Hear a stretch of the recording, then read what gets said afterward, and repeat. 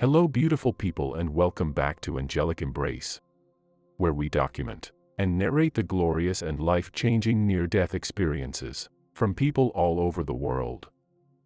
So sit back, relax, know that you are loved, and let's get into today's near-death experience story. Consider subscribing and watching to the end to find out what happens. When I got home from working the night shift on November 27, 2015, just before I went to bed because I was exhausted, I started having chest discomfort. I chalked it up to heartburn on my end. The discomfort disappeared after approximately 10 minutes, at which point I went to bed. I managed to get around 4 hours of sleep, but I couldn't fall or stay asleep, so I got up. As soon as I got out of bed, the chest ache that had been there all night returned. But this time, it was worse and it wouldn't go away no matter what I did. I immediately came out in a cold sweat and started to feel queasy. After realizing that I was experiencing a heart attack, I dialed the emergency number. It took the paramedics approximately 5 minutes to get to my flat after they were called.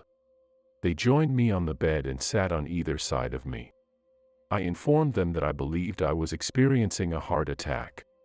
The agony gradually became more severe, and after around 5 minutes, I started to experience a loss of hearing.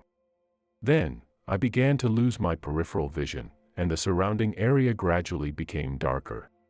Additionally, I was unable to feel anything in both of my arms right above the elbows. I was shaking my arms and saying, "I can't feel my arms," over and over again. After that, I passed out completely. I felt myself slip out of my body.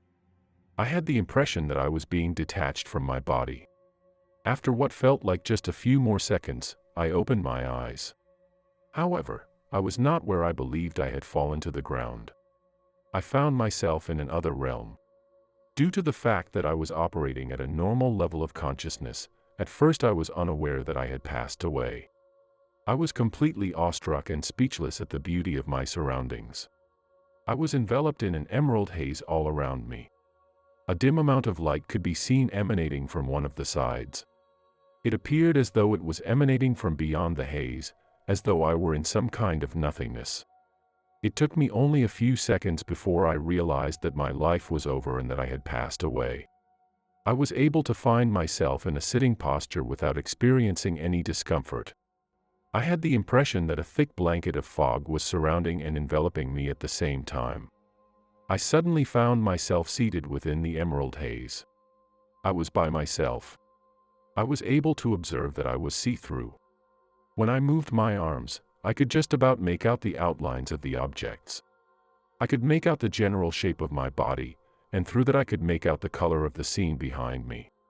In addition to this, I was able to observe that the veins or lines going through my legs were each a distinct hue. I was particularly observant because I wanted to commit as much information as possible to memory. Even though I couldn't see my bed and I was aware that the paramedics were working on me, I had the sensation that I was sitting right next to it. I was really conscientious and alert. My mind was racing with a million different things at once. I was completely astonished and speechless with wonder. I did nothing but sit there because I was afraid that if I moved, there was a chance that I might be unable to return. As a result, I did not want to move. After that, I came to the conclusion that I did not wish to continue staying there. After I arrived to the conclusion that I had passed away, I felt remorse and anxiety. I didn't get the sense that it was my turn to go yet. It blew my mind to learn that our consciousness survives the death of our physical body and that we do not actually perish. However, I had the desire to return. It felt like around 20 minutes had passed while I was sitting there. When I understood how permanent this scenario was and that there was a possibility that I would not be returning, the novelty of my circumstance quickly lost its appeal.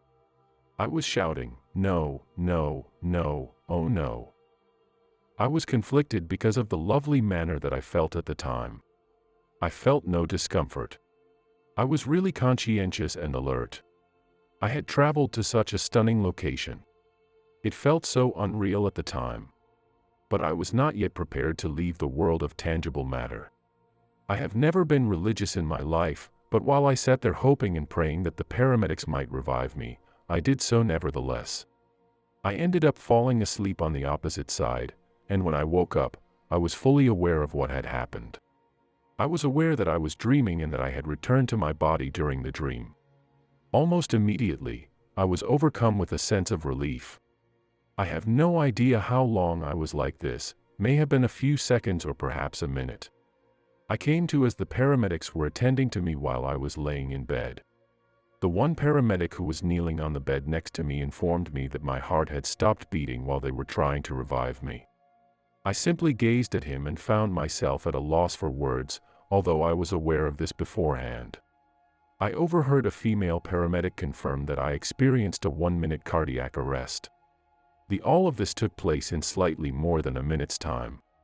I was astounded because it seemed as though I had been there for an extremely long period and that time had been stretched out. They transferred me to the cardiac center of the hospital, where I ended up getting 2 stents implanted in my heart due to the fact that it was 95% obstructed. It's been almost 5 years now and there have been no issues. My new lifestyle includes a healthier diet and more exercise. It was a rude awakening, and I realized that I am really fortunate to be alive.